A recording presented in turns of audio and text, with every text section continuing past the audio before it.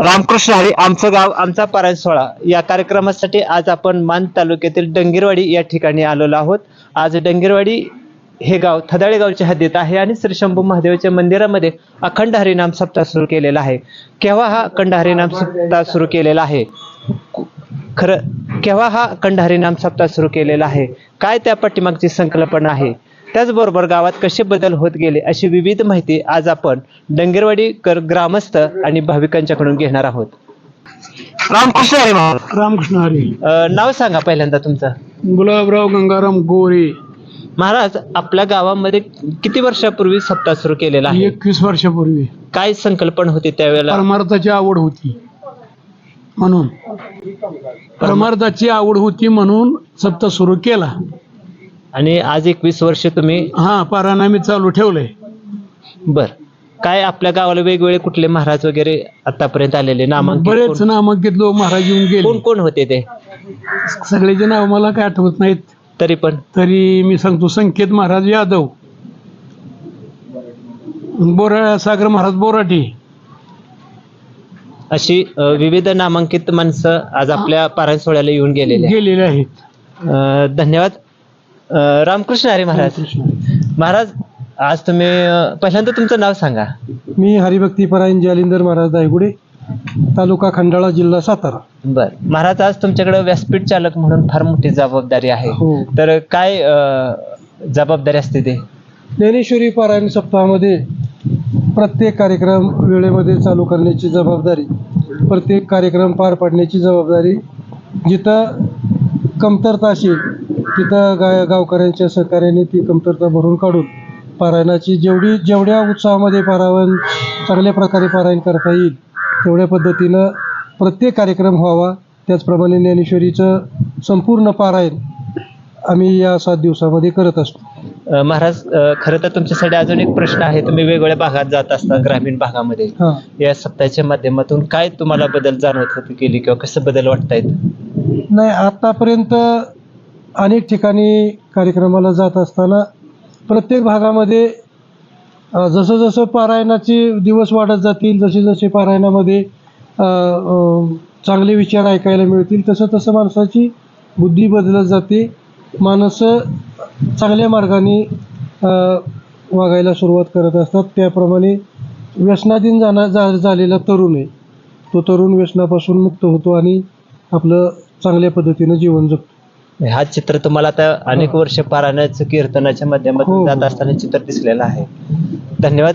रामकृष्ण हरी महाराज. रामकृष्ण हरी महाराज, नियोजन तुमचं नाव सांगा आता पहिल्यांदा. महादेव गोविंद पवार. बर महाराज, आता तुम्ही नियोजन केलेलं आहे, तर आतापर्यंतच 21 वर्षातला प्रवास बघितला, तर भविष्यात अजून काही तुम्हाला या पारायणामध्ये बदल करूच वाटतं? म्हणजे काय अपेक्षा आहे तुमची? अपेक्षा म्हणजे बदल झाला पाहिजे ना, टप्प्याटप्प्याने बदल झाला पाहिजे. थोड्या वर्गण्या वाढल्या पाहिजे, त्या देणगीदार वगैरे हे ते असे टाळकरी वाढले पाहिजे, ते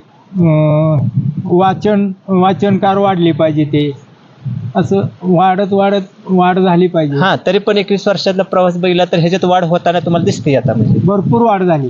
वाढ भरपूर झाली. टप्प्याटप्प्याने वाढ झाली, पण भरपूर वाढ झालेली. धन्यवाद. तुमचं नाव सांगा महाराज. माझं नाव सदाशिव खशाबा गोरे. मी मुंबईला राहणार आहे. पण या ग्रामस्थ लोकांची तळमळ बघून असं वाटलं की आपणही त्यात सहभागी झालं पाहिजे. आणि आज अशा ग्रामीण जागेवर असे संकल्प तयार करणं फार अवघड गोष्ट असते. हा एखादा कार्यक्रम मॅनेज करायचा म्हणजे त्याच्यामागे खूप मोठं काम असतं. आणि ही वयस्कर मंडळी आज करतायत, ह्यांचं मार्गदर्शन उद्या लाभणार नाही आम्हाला, तर ह्याच्यासाठी हे फार गरजेचं आहे. आणि हा आदर्श एक चांगली गोष्ट आहे असं मी म्हणेन. धन्यवाद. रामकृष्ण हरी महाराज. रामकृष्ण हरी. नाव सांगा तुमचं. उत्तम दादा गोरे. तुम्ही आज पारायणात सहभागी झालाय, काय मनात भावना आहे? अध्यात्म एक वाढावा आणि त्याच्यामुळे पारायणामुळे आपल्या मनाला थोडंसं समाधान होतं. आता माझं हे 4थं पारायण आहे आणि मी ज्ञानेश्वर पारायणला पण बसतो. हा हे माझं 4थं वर्ष आहे. रिटायर होऊन मला 4 वर्ष झाली आणि 4 वर्ष 4थं पारायण आम्ही दोघे मंडळी, आम्ही दोघं उभे दोघे आम्ही पारायणाला बसतो. आणि ह्याच्यातून बऱ्यापैकी म्हणजे मनामध्ये बदल होत आहेत, भरपूर बदल झालेले आहेत. जे काही व्यसनाधीन लोक असतात ना, त्या लोकांना जर ह्या लोकांचं जर हे पारायण ऐकायला मिळालं, प्रवचन ऐकायला मिळालं तरी फार म्हणजे बरं वाटतं. आणि असं हे पारायण आहे ना, वर्षानुवर्ष सतत वाढत राहो. आणि वाचनाला जे लोक बसतात ना, ते लहान मुलापासून वृद्ध माणसं वाचन करतात.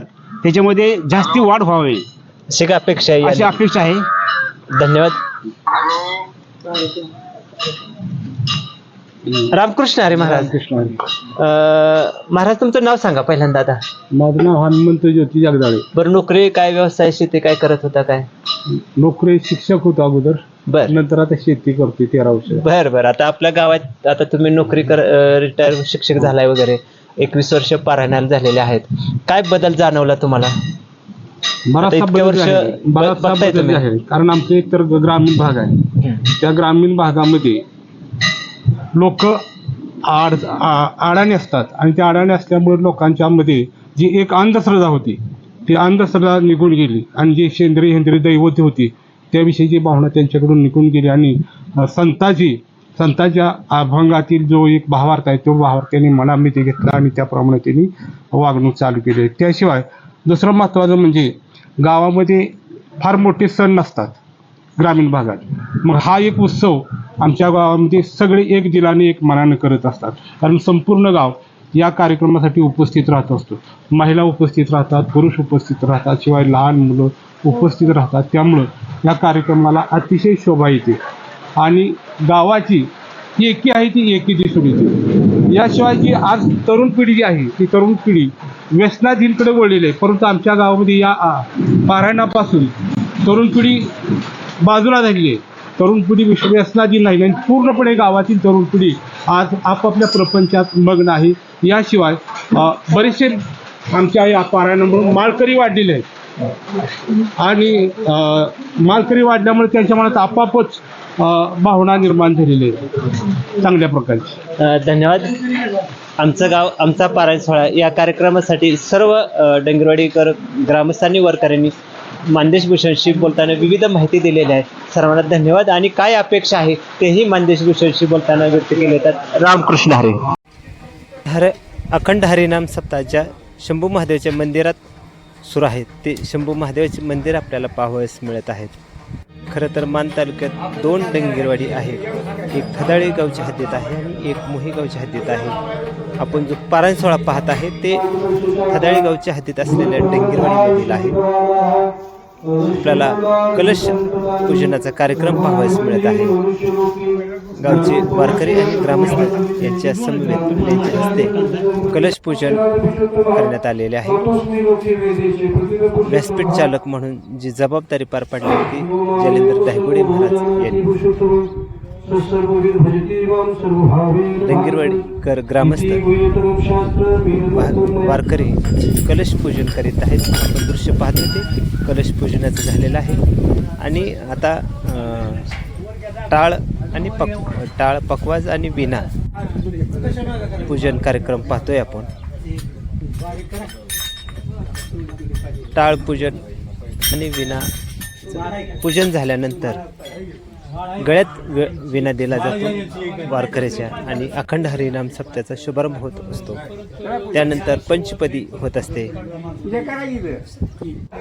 पंचपदीचा कार्यक्रम झाल्यानंतर दहिगुडे महाराज यांनी वव्या वाचन केलेलं आहे. आपण दृश्य पाहतो ते विना पूजन झालेलं आहे. विना उभा केला जात आहे. अर्थात माळकरीच्या गळ्यात विना दिला जात आहे. दृश्य आपण पाहतोय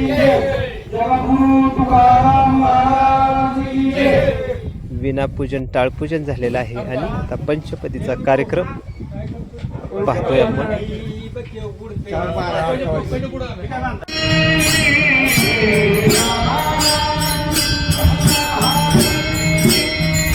पंचपदीचा कार्यक्रम सुरू आहे.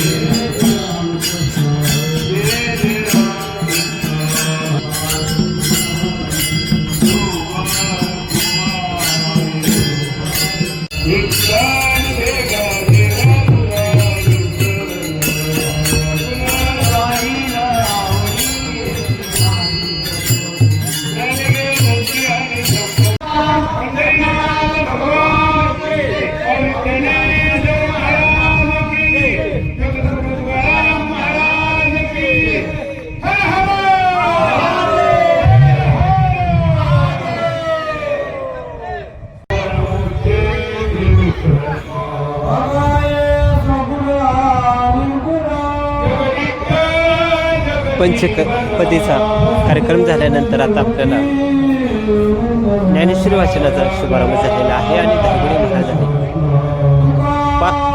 काही ओवे वाचून पारायणाला सुरुवात केलेली आहे. आपण दृश्य पाहतोय ते ओव्या वाचनाचा कार्यक्रम सुरू आहे.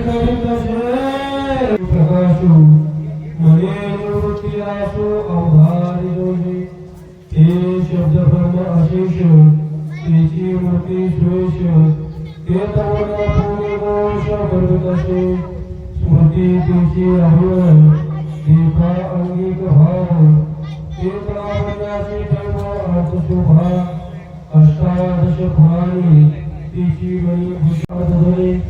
नाना प्रवयांचे परी निपुणपणे पाहता कुशली दिसती